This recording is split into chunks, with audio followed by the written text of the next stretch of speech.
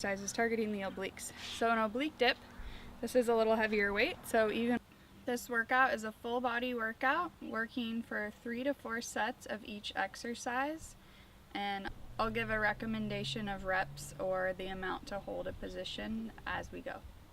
First exercise, working the lower body, I'm going to do a sumo squat. So my feet are wide and my toes are turning out. Whatever's a comfortable width for you, you don't want your knees going way past your feet, so keep that in mind. So letting the weight just kind of hang in front of you, but keeping those shoulders lifted and back. So try to avoid the upper body rounding forward. So keep it here, and we're just squatting and then coming up. 15 to 20 on this. If you want to add to it when you come up, we're doing a high row, bringing the kettlebell up just under the chin, getting those elbows even with the shoulders. Working your traps, which is your upper back and backside of shoulders near your shoulder blades. Next exercise, again working the lower body, specifically the hamstrings. I'm going to do a Romanian deadlift with the kettlebell. So both arms are going to be holding the kettlebell. Slight bend in those knees. Feet just about hip width apart, for me a little wider because of the baby belly. Weight is down in front of you. Again, keeping those shoulders back and down and back straight. So really avoid rounding the back. Your butt's going to be stuck out a little bit. Just coming down and right back up. Keeping those knees slightly bent, but not squatting so much as just hinging forward at the hips. Let your neck follow with you, keeping it in a straight line. To take that further, you could do a single leg deadlift to work on balance. So one leg's going to be back. I like to hold it in my opposite arm, but you can do it however you want. Coming forward and right back up. Do both sides on that one. If you want to do the single leg, 10 to 15 on each side.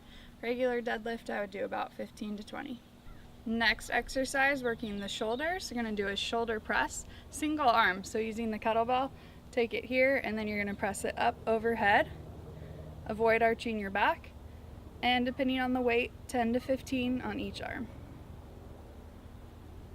Next exercise, I'm going to work the back, doing a single arm back row, so one side at a time. You don't have to, but I like to use a bench or whatever you have available to have a little extra support. So, gonna have my opposite leg just a little bit in front of the arm or the side that I'm working, and this keeping my back straight and my butt stuck out a little bit, bringing it right up to my side.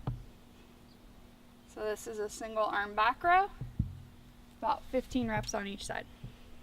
Next, working the biceps, I'm going to actually do both hands on the kettlebell, doing a curl. I prefer to do single arm one at a time, working for 10 to 15 reps. My weight is a little heavy for me for that, so I am going to use both arms, but you can do it whichever way works. So for me, using both arms, I would do 15 reps. So kettlebell in front, hands facing away, and just curling. And because of the shape of the kettlebell, it will kind of be rotating in your hands a little bit, and that's okay. Next, working the chest, I'll show two things. One, I'll do a chest press holding the kettlebell, and then I'll flip over and show a push-up, also utilizing the kettlebell.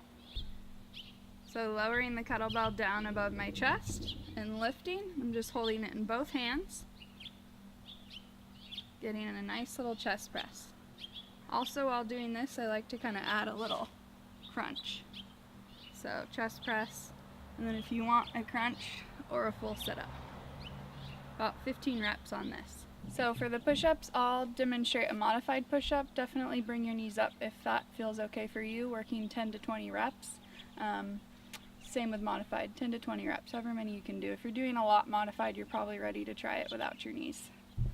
So hands, just make sure they're steady on here because it does kind of wiggle around. And lower down and press up. Because your grip is going to be a little narrower holding onto the kettlebell, we are activating triceps as well on these push-ups.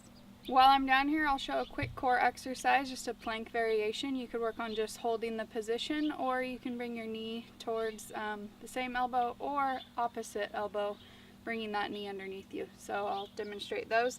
I like to have the kettlebell standing up for this, but you could also take it down on its side how I had it for the push-ups. So gripping here, this is a lot of balance work, so keep that in mind. You definitely don't want to be collapsing. So take it up into your plank. You could hold it here. You can take knee to elbow, or underneath you, adding a little bit of a twist with knee to the opposite elbow. So all of those variations are working your core. Anytime your knee's coming up like that, you're crunching your side, you're also activating your obliques. Next exercise, working the triceps. I'm going to do a tricep extension using the kettlebell. So gripping it in hands like this, it's going to come up overhead, then back down behind, and back up. About 15 reps for this. Alright, and to finish out, I'll show two of my favorite quick core exercises targeting the obliques. So an oblique dip, this is a little heavier weight, so even without the little padded apparatus at the gym that you can kind of lean with your hip on, you're getting more of an angle to do this, but just standing also works great. Just bending and coming up. Say about 20 on each side for these. And go ahead and take it to the other side. And another way to work the obliques, holding this up here and doing a nice twist, coming from the core with the twist. Also working the obliques, about 20 on each side.